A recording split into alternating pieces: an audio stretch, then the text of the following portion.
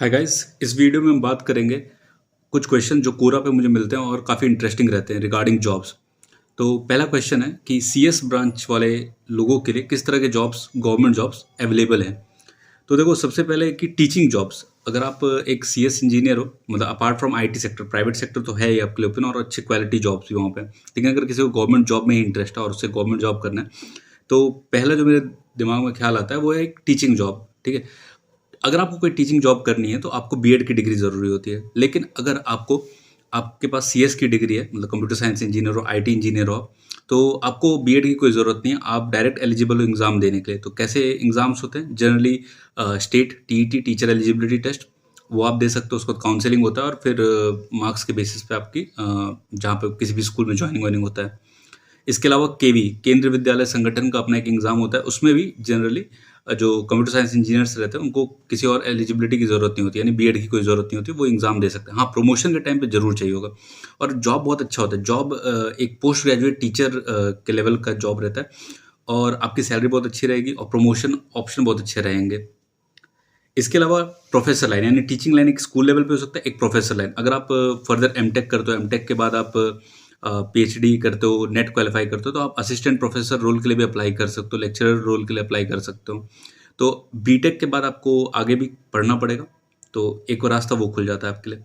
इसके अलावा अगर आपको गवर्नमेंट जॉब चाहिए, मतलब नॉन टीचिंग जॉब्स में, नॉन टीचिंग जॉब में बैंक्स बहुत अच्छा ऑप्शन है। इवन नॉर्मल बैंक्स में स्पेशलिस्ट ऑफिसर की जॉब आती है। इसके अलावा जो डेवलपमेंट बैंक्स हैं, जैसे कि नाबार्ड हो गया, सेबी हो गया, आरबीआई, इनमें आईटी ऑफिसर्स के लिए अलग से वैकेंसी आती रहती है। तो अगर कंपटीशन, वहाँ पे वैकेंसी कम रहती है लेकिन कंपटीशन भी कम रहता है। अगर आपका नॉलेज अच्छा है तो आप आराम से वहाँ पे कॉम्पीट कर सकते हो।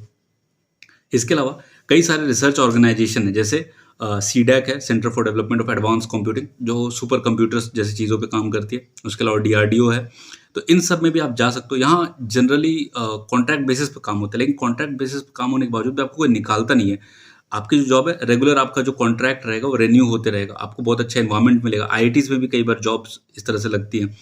तो रिसर्च बेस्ड जॉब रहेगा, आपका काम, आपको सैलरी अच्छी रहेगी, कॉन्ट्रैक्ट रहेगा, लेकिन वो कॉन्ट्रैक्ट एक तरह से रेन्यू होते रहता है और आप रेलिवेंट भी रहोगे। मान लो अगर आप 10-15 साल, 20 साल काम करने के बाद आपको लगता है कि प्राइवेट सेक्टर में वापस जाना चाहिए, मैनेजरियल रोल, रिसर्च रोल, इन सब में, तो आप वहाँ पे सैलरी भी अच्छा उठाओगे और आपको अपॉर्चुनिटी भी काफ़ी अच्छी मिलेगी प्राइवेट सेक्टर में।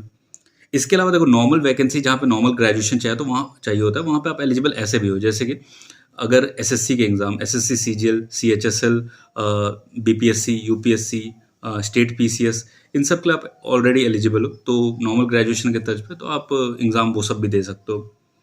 इसके अलावा यूपीएससी, हाँ, यूपीएससी स्पेशल वैकेंसीज निकालते रहता है बार बार। आप उसमें देख सकते हो एलिजिबिलिटी। यूपीएससी हो गया, नाबार्ड हो गया, स्पेशल टाइम पे इनका रिक्रूटमेंट होते रहता है। आप डायरेक्ट इंटरव्यू बेसिस पे यूपीएससी आपको रिक्रूट करेगा, तो ये आपको देखते रहना पड़ेगा। यूपीएससी के ओआरए कहते हैं उसको, अदर रिक्रूटमेंट एप्लीकेशन, तो वहाँ पे आप जाके चेक करते रहना। काफ़ी अच्छा जॉब रहता है, आपको ग्रुप ए की जॉब मिलेगी, आपका प्रमोशन अच्छा रहेगा और कई बार एक्सपीरियंस और कई बार नॉन एक्सपीरियंस बेसिस पे भी लिया जाता है। कई बार एग्जाम कराया जाता है अगर ज़्यादा नंबर ऑफ कैंडिडेट्स हो तो अगर कोई ऐसी वैकेंसी आती है तो ज़रूर मैं अपने चैनल पर अपडेट करूँगा। हाल फिलहाल में एक आया था, लेकिन आगे जब फ्यूचर में आएगा तो मैं ज़रूर उसके बारे में आपको अपडेट करूँगा। तो ये सारे कुछ एवेन्यूज़ है जहाँ पे एक कंप्यूटर साइंस इंजीनियर, जनरली जिन्हें सोचा जाता है कि वो प्राइवेट सेक्टर में ही जाते हैं, उनके लिए भी एक स्पेशल कैटेगरी है। कई बार क्या होता है कि हम सोचते हैं कि कोर इंजीनियरिंग इसलिए लोग करते हैं कि उनको गवर्नमेंट जॉब जाना है, लेकिन कंप्यूटर साइंस और आईटी के लिए भी कई बार गवर्नमेंट में ऑप्शंस रहते हैं जॉब के लिए, जो लोगों को जिसकी अवेयरनेस नहीं रहती, सोचा मैं आपको बता दूं इस बारे में। होप ये आपको वीडियो अच्छा लगा होगा और ऐसे और वीडियोस आएंगे जिसमें मैं कैरियर रिलेटेड बातें करूंगा। और कोरा पे अगर कोई क्वेश्चंस आप मेरे को पोस्ट करना चाहे जिसका आपको इमीडिएट आंसर चाहिए तो आप पोस्ट कर सकते हो मुझे खोज के। Okay then, thank you.